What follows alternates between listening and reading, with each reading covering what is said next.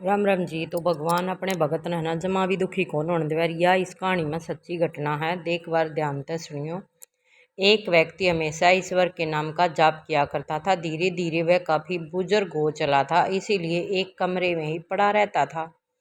जब भी उसे सोच स्नान आदि के लिए जाना होता, वह अपने बेटों को आवाज लगाता था और बेटे ले जाते थे। धीरे धीरे कुछ दिन बाद बेटे को कई बार आवाज लगाने के बाद भी कभी कभी आते और देर रात तो कभी नहीं भी आते। इस दौरान वो कभी कभी गंदे बिस्तर पर ही रात बिता दिया करते थे। के करे बेचारा ही चलने का नहीं, उठने का नहीं भाई। बाथरूम आ जावा और कुछ आ जावा तो उड़े ही करना पड़ा है। अब और ज्यादा बुढ़ापा होने के कारण उन्हें कम दिखाई देने लगा था। एक दिन रात को निर्मित होने के लिए जैसे ही उन्होंने आवाज लगाई, तुरंत एक लड़का आता है और बड़े ही कोमल स्पर्श के साथ उसको निवृत्त करवाकर बिस्तर पर लेटा जाता है। अब ये रोज का नियम हो गया। ये बूढ़े के मन में तो नू आ गया कि तेरे बेटे तो इतने लायक कौन है यो जो इतनी दया भाव तो तेरी सेवा कर रहा है। तो शक तो ये जावे है भाई, अपने बेटा का जिस तरह का बर्ताव हुआ है हर एक माँ बाप ने बेरा हुआ है। तो आगे सुनो कि हुई। एक रात उसको शक हो जाता है कि पहले तो बेटों को रात में कई बार आवाज लगाने पर भी नहीं आते थे, लेकिन ये तो आवाज लगाते ही दूसरे क्षण आ जाता है और बड़े कोमल हाथों से सब निर्वित करा देता है। एक रात वह व्यक्ति उसका हाथ पकड़ लेता है और पूछता है कि सच बता, तू कौन है? मेरे बेटे तो ऐसे नहीं हैं। अभी अंधेरे कमरे में एक अलौकिक उजाला हुआ और उस लड़के रूपी ईश्वर ने अपना वास्तविक रूप दिखाया।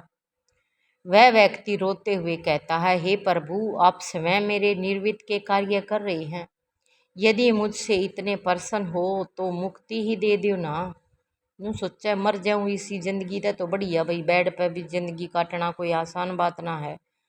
जब तक खुद चाल सके हैं, खुद चाल कर न बाथरूम लेटरिन जा सके है ना, यह जिंदगी है। खुद चाल कर नहा सके, खुद चाल कर खा सके है। बाकी हो तो फिर कर्म भोग हैं जो कटने पड़ेंगे। तो भगवान ने के कहा, प्रभु कहते हैं कि जो आप भुगत रहे हैं वो आपके प्रारब्ध है, आपके कर्म है। आप मेरे सच्चे साधक हैं, हर समय मेरा नाम जपते रहते हैं, इसलिए मैं आपकी कर्म भोग भी आप ये सच्ची साधना के कारण समय कटवा रहा हूँ। व्यक्ति कहता है कि क्या मेरे कर्म आपकी कृपा से भी बड़े हैं? आपकी कृपा मेरे प्रारब्ध से काट सकती है? प्रभु कहते हैं कि मेरी कृपा सर्वप्रिय है, ये अवश्य आपके कर्मों को काट सकती है, लेकिन फिर अगले जन्म में आपको ये भुगतने फिर से आना होगा।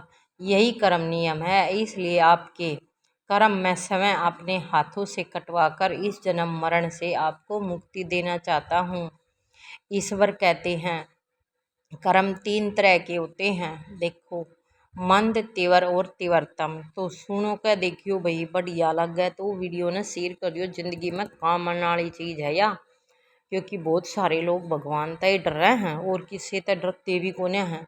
मंद कर्म है जो मेरा नाम जपने से कट जाएंगे। जो थोड़े मोटे इसे पाप कर्म कर रखे हो ना, वे भगवान का नाम लेने तक कट जाएंगे। तेज हैं किसी सच्चे संत का संग, उसके श्रद्धा और विश्वास से मेरा नाम जपने पर कट जाएंगे। और जो सबसे कड़े भुगतान है ना, लेकिन वो काटने ही पड़ते हैं, भुगतने, लेकिन जो हर समय श्रद्धा और विश्वास से मुझे जपते हैं उनके कर्म मैं समय साथ रहकर कटवाता हूँ। और